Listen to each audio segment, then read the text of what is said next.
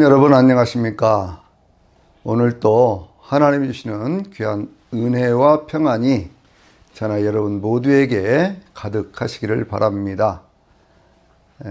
오늘은요, 그 복음에 대한 말씀들을 이제 시작을 해 보려고 그러는데요.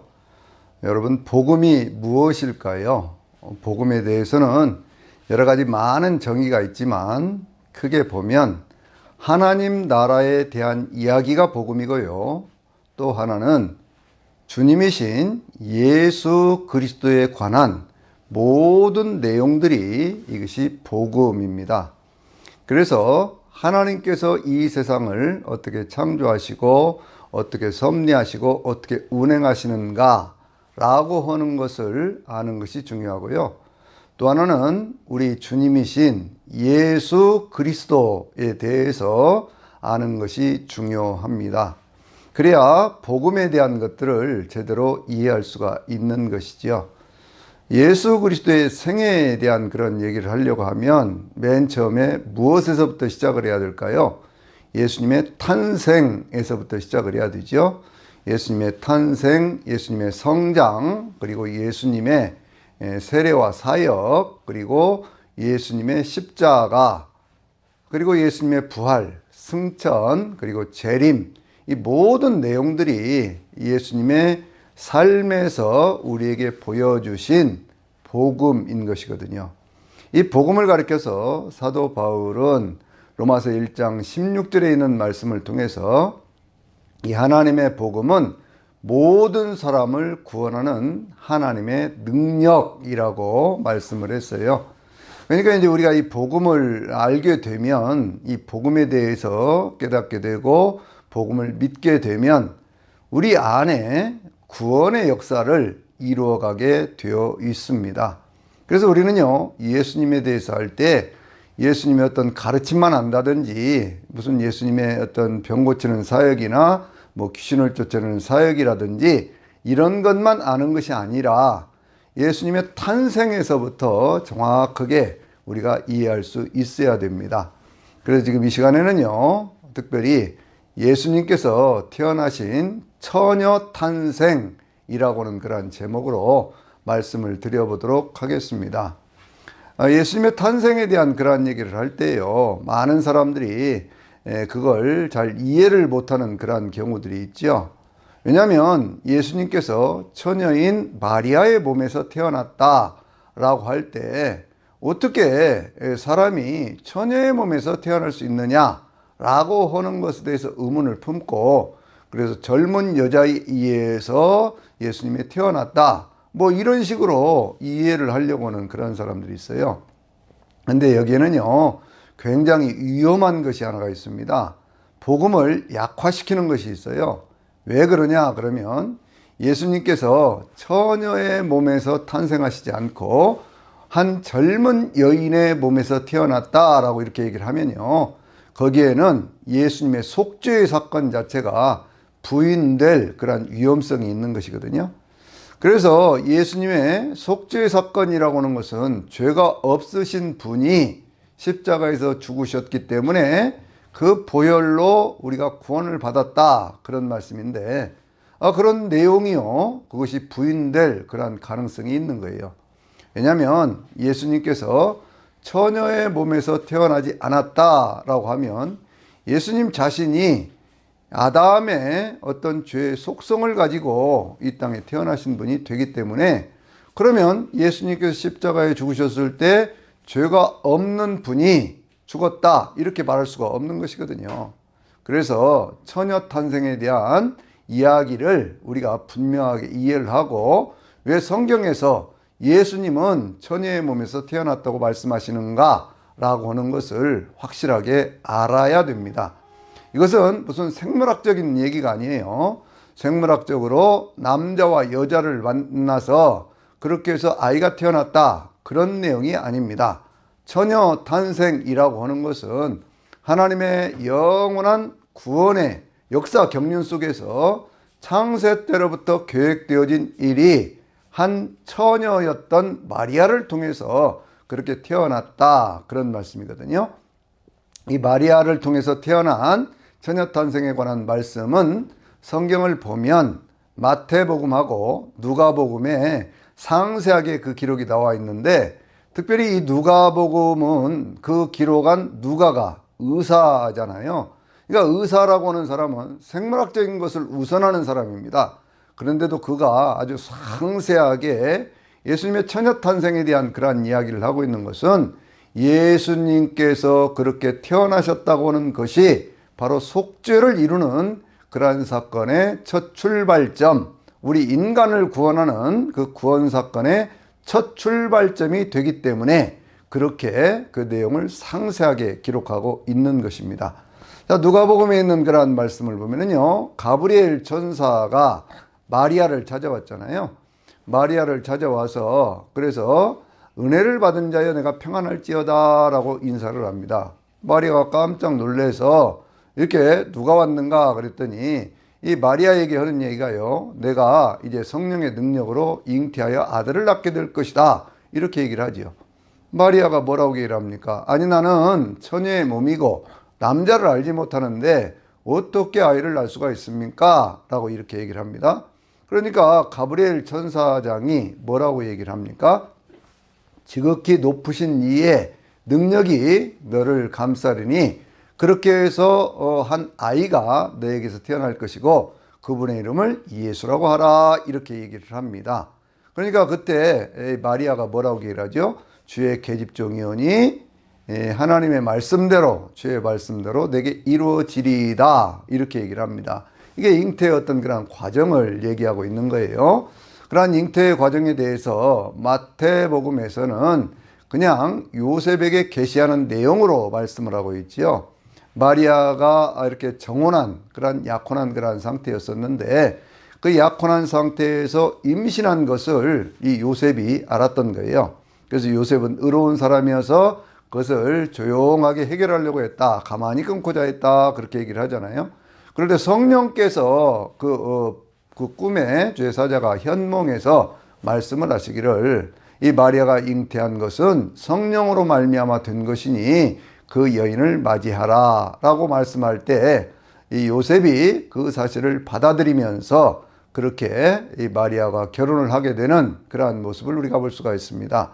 그러면서 이 예수님이 태어나기 때까지요, 전혀 어떤 동침하거나 하지 않는 순결한 처녀의 몸으로 그렇게 유지할 수 있도록 그렇게 했다, 그런 얘기죠. 근데 왜 처녀의 몸이라고 하는 것을 그렇게 성경이 강조를 하고 있을까요? 이것은 우리 인간의 속죄의 문제하고 깊이 관계가 되어 있는 것이거든요. 창세기 1장과 2장을 보면요, 하나님은 우리 인간들을 만드시면서 여러 가지 것들을 주셨어요. 첫째로 주셨던 것이 뭐냐 그러면 하나님께서 하나님의 형상과 모양대로 사람을 지으시고 그들에게 복을 주셨다, 그렇게 말씀을 했죠. 남자와 여자로 만드시되 그들에게 복을 주시면서 생육하고 번성하라, 땅에 충만하라, 땅에 있는 모든 것들을 다스리라, 이렇게 말씀을 하셨어요.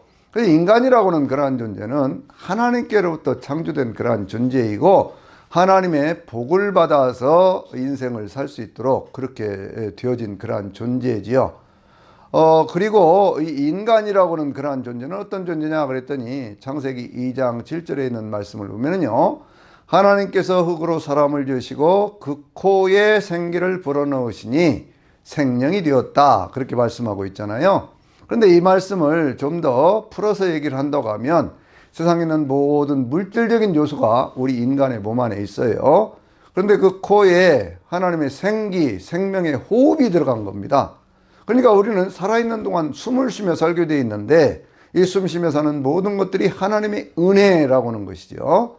하나님의 숨, 생기, 생명의 그 호흡이 우리 안에 들어오면서 우리는 정신이 깨어나게 되고 이렇게 말도 하게 되고 행동을 할 수 있는 사람다운 사람이 비로소 되어진 것이죠. 하나님의 생기가 들어와서 살아있는 인간이 되었다 라고 하는 이 자체가요, 하나님의 축복으로 시작된 일입니다. 자, 하나님께서 사람들을 하나님의 형상과 모양으로 만드시고 그 코에 생기를 불어넣어 주셔서 살아있는 사람이 될 수 있도록 어떤 정신이 깨어있고 영적인 분별력을 가진 그러한 존재로 만들어 주셨을 뿐만 아니라 사람들을 어디에 살게 하셨어요? 에덴에 살게 하셨습니다. 행복한 그 동산에 살게 하셨다, 그 말씀이죠. 그러니까 인간은 처음부터 하나님께서 만드셨을 때 행복하게 살도록 지어진 그러한 존재죠.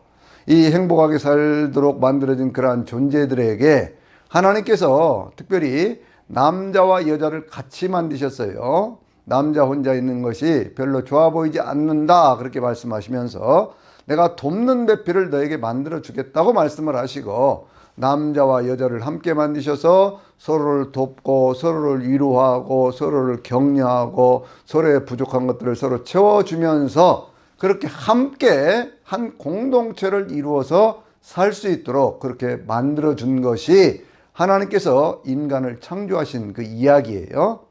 그래서 이 누가복음 3장에도 보면요, 예수님의 족보에 대한 그러한 얘기를 하면서 요셉에서부터 쭉 위로 올라가 가지고 맨 위에 가서 보면 아담, 그리고 그 이유는 하나님이다, 이렇게 말씀을 하고 있거든요. 그러니까 모든 인간이라고 하는 존재는 하나님에 의해서 창조된 존재이고, 하나님께서 숨을 주어서 살게 만들어 주신 그러한 존재이고, 행복하게 살게 만들어 주신 존재이고, 하나의 공동체를 이루어서 살 수 있도록 만들어 준 그러한 존재입니다. 그런데요, 우리 인간의 어떤 그런 삶 속에 거기에 누가 찾아왔느냐? 에덴 동산에 사단이라고 하는 그러한 존재가 찾아왔지요. 뱀의 모습으로 찾아왔습니다. 그래서 이 사단에 대해서 얘기를 할 때는요, 엔용, 에뱀, 마귀, 사탄, 우리가 그렇게 얘기를 하는 것이거든요. 그런데 이 사단이라고 하는 존재는 어떤 존재냐? 하나님의 창조물이었던 천사장 가운데 하나가 스스로 교만해져서 타락하고 하나님을 대적하는 그러한 존재가 되었던 거예요. 하나님의 영광에 참여하지 못하는 그러한 존재가 되어지니까 하나님의 형상대로 지음받은 인간이라고 하는 그러한 존재들을 죄를 짓도록 유혹을 합니다. 그 이야기가 창세기 3장에 나오는 선악을 알게 하는 나무의 열매를 따먹게 했다, 그런 얘기죠. 그러니까 죄라고 하는 것은요, 이것을 우리가 죄라고 얘기를 하는데, 이 죄라고 하는 것은 사단의 유혹에 넘어가서 하나님의 말씀을 어기고 하나님의 뜻을 어기고 그러면서 자기들 마음대로 되고자 했던 인간의 교만, 인간의 어떤 그런 불순종, 이런 것들이 바로 죄의 시작이라고 하는 거예요. 죄라고 하는 것은 어떤 문제를 일으키느냐 그러면 하나님과의 관계를 파괴를 합니다. 하나님과의 정상적인 관계에서 살면 인간이라는 존재는요, 행복하게 살 수 있는 그러한 존재인데, 그런데 행복하게 살 수 있는 인간이 죄를 짓게 됨으로 해서 하나님과의 관계가 깨어지게 되고, 그리고 어떤 인간관계가 파괴되고, 그리고 세상 가운데 어떤 저주가 찾아오는 그러한 것들이 창세기 3장에서 나오는 그러한 말씀이잖아요. 그것이 대표적으로 성경이 말씀하고 있는 것이 뭡니까? 죄값은 사망이다 라고 얘기를 하는 거예요. 인간의 삶에 이 죄의 문제가 들어오기 시작하면서 하나님과의 관계가 깨지기 시작하면서 인간의 삶 속에는요, 죄와 고통과 저주와 죽음과 같은 그러한 문제들이 들어오기 시작한 거예요. 그래서 이 문제에 대해서 하나님께서 인간들을 찾아오시면서 그 문제에 대한 해답을 주신 것이 창세기 3장 15절에 있는 여자의 후손에 대한 약속이죠. 여자의 후손이라고 하는 말은, 그것은 아담의 죄성을 유전적으로 받지 않고 혈통적으로 받지 않은 그러한 상태에서 하나님께서 약속하신 구원자가 오신다라고 하는 것이거든요. 그래서 여자의 후손인 그 여자의 후손이 뱀의 머리를 밟을 것이고, 그 뱀은 그 여자의 후손의 발 뒤꿈치를 밟을 것이다, 그러한 이야기를 하고 있는 것입니다. 이것을 우리가요, 여자의 후손, 그 이야기를 우리는 원시복음, 성경에서 처음 하나님께서 인간의 구원에 대해서 말씀하신 내용이다, 이렇게 우리가 얘기를 하고 있는 것이거든요. 그 여자의 후손에 대한 그러한 예언이요, 어디로 이어져 가느냐 그러면 대표적인 본문이 어디에 있습니까? 그것이 이사야 7장 14절에 있거든요. 거기에 뭐라고 얘기를 했습니까? 처녀가 잉태하여 아들을 낳으리니 그 이름을 임마누엘이라 하리라, 그렇게 말씀했거든요. 이 말씀이 다시 마태복음 1장에 와서 보면요, 21절 23절에 있는 말씀 가운데 똑같은 내용을 인용하고 있는 것을 볼 수가 있죠. 처녀가 잉태하여 아들을 낳으리니 그 이름을 임마누엘이라 하리라, 이렇게 말씀을 하고 있거든요. 처녀 탄생에 대한 이야기는 아담의 죄성을 이어받지 않은 그러한 분이 이 땅에 오셔서 인간의 어떤 죄 문제를 해결하고 인간을 구원할 수 있는 그 길을 열어주신다, 그 말씀입니다. 그래서 속죄에 대한 그런 얘기를 하면서요, 특별히 히브리서 그 9장 11절과 12절에 있는 말씀 가운데 어떤 말씀이 있냐면, 예수님에 대해서 얘기를 할 때 이 창조에 속하지 않은 더 크고 온전한 장막으로 라고 말씀하고 있거든요. 그러니까 예수님의 이거 육체에 대한 어떤 그런 얘기를 할 때 이 창조의 어떤 그런 원리, 남자와 여자가 만나서 한 아이를 출생하게 된다라고 하는 그러한 원리가 아니라는 거예요. 예수님은 이 창조에 속하지 않은 그러한 육체를 가진 분이다, 그예요. 왜? 성령에 의해서 잉태되신 분이기 때문에 그렇습니다.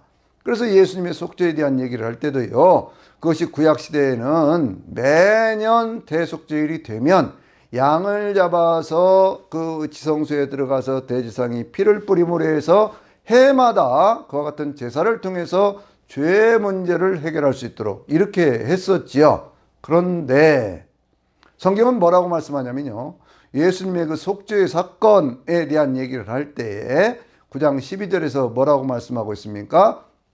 양이라든지 염소의 피로 하지 아니하시고 자기 몸을 들여서 자기의 피로 단번에 영원한 속죄를 이루셨다, 그렇게 말씀하고 있거든요. 그러니까 이와 같은 어떤 그런 속죄를 이루시기 위해서는 예수님 자신이 죄가 없는 그러한 분이어야 돼요.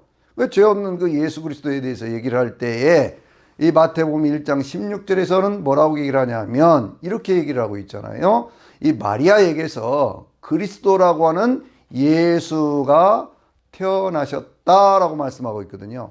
예수, 그리스도 같이 얘기를 합니다. 그러면 예수라고 하는 그런 이름의 뜻은 뭐냐 그랬더니 1장 16절에 있는 말씀 보면 그 이름을 예수라 하라.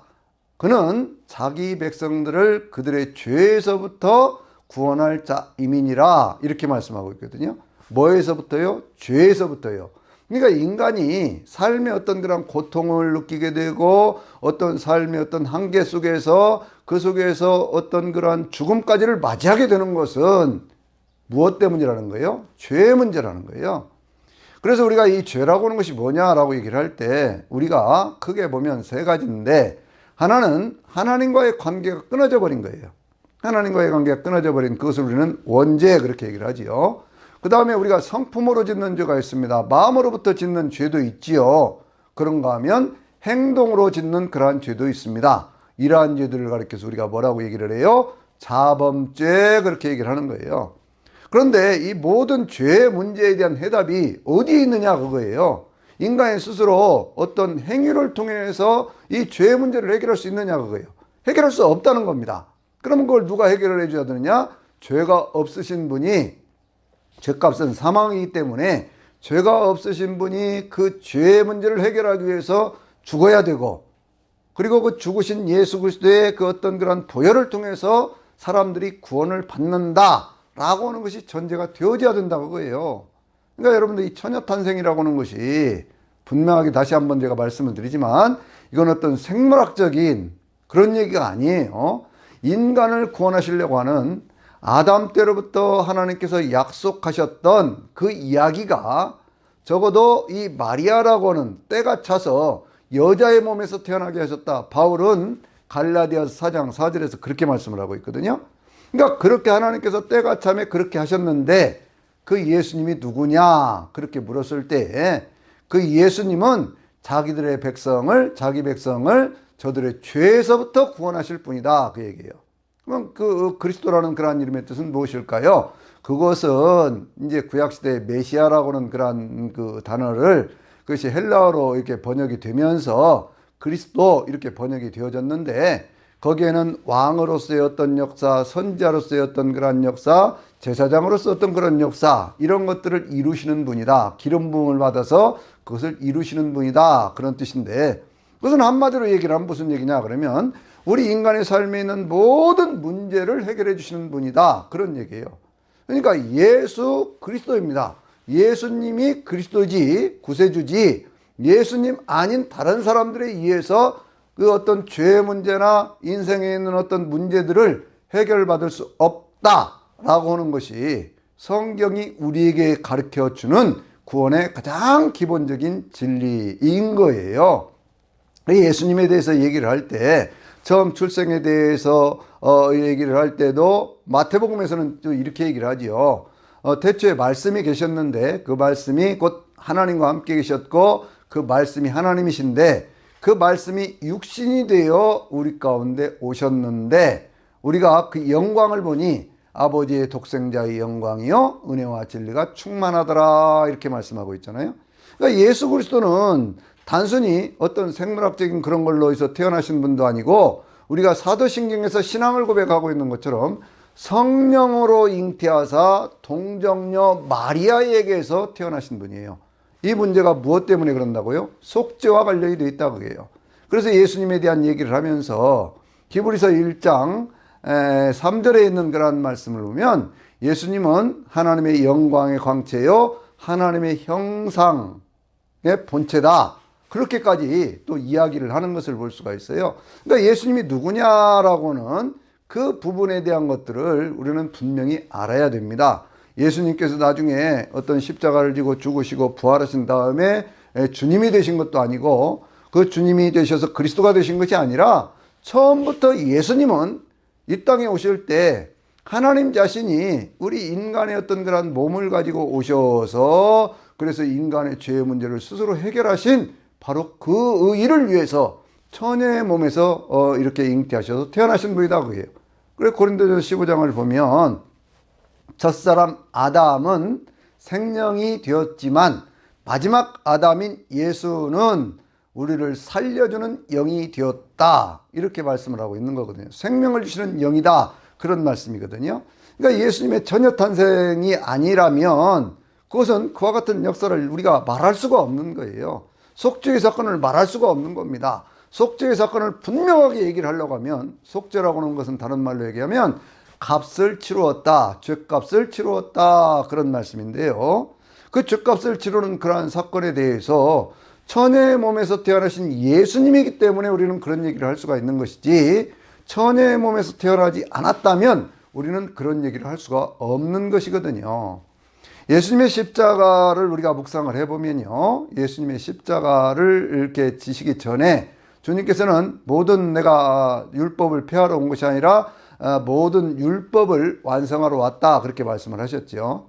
그래서 사람들이 와서 물어봤습니다. 율법이 무엇입니까? 그랬더니 주님이 이런 대답을 하셨어요. 내가 마음을 다하고 뜻을 다하고 성품을 다하고 힘을 다해서 주 너의 하나님을 사랑하고 내 이웃을 내 몸과 같이 사랑하라. 이것이 율법이고 선자들이 가르쳐 준 것이다, 이렇게 말씀을 하셨잖아요. 그러니까 십자가를 우리가 바라보면요, 십자가 안에서 예수님은 온전히 하나님을 사랑하시는 그러한 모습을 우리에게 보여주고 있잖아요. 겟세마네 동산에서 기도하실 때 뭐라고 기도하셨습니까? 십자가를 앞에 놓고 기도하실 때 아버지 이 잔을 내게서 옮겨주시옵소서, 그러나 내 뜻대로 마옵시고 아버지의 뜻대로 하옵소서 하고 기도를 하셨어요.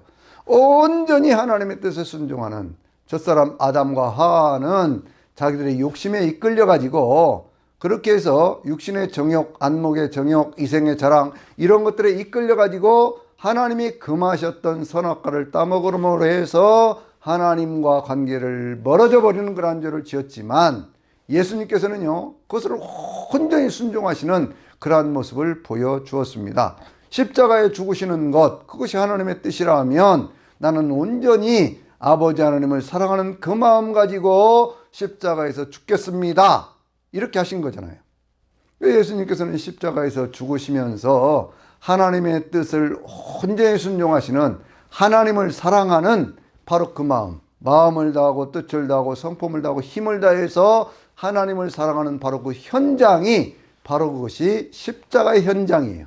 그러면 예수님께서는요, 그렇게 하나님만 사랑하는 모습을 보여줬습니까? 인간을 사랑하는 그런 모습도 똑같이 보여주셨죠. 내 이웃을 내 몸같이 사랑하라고 하셨는데, 그 말씀 속에서요, 예수님께서 맨 처음에 하신 말씀이 뭐예요? 7가지 말씀을 하셨는데, 그 7가지 말씀 가운데 맨 처음이 무엇입니까? 아버지, 저들을 용서해 주시옵소서. 저들이 자기들이 하는 것이 무엇인가를 알지 못합니다. 용서에 대한 말씀을 하시잖아요.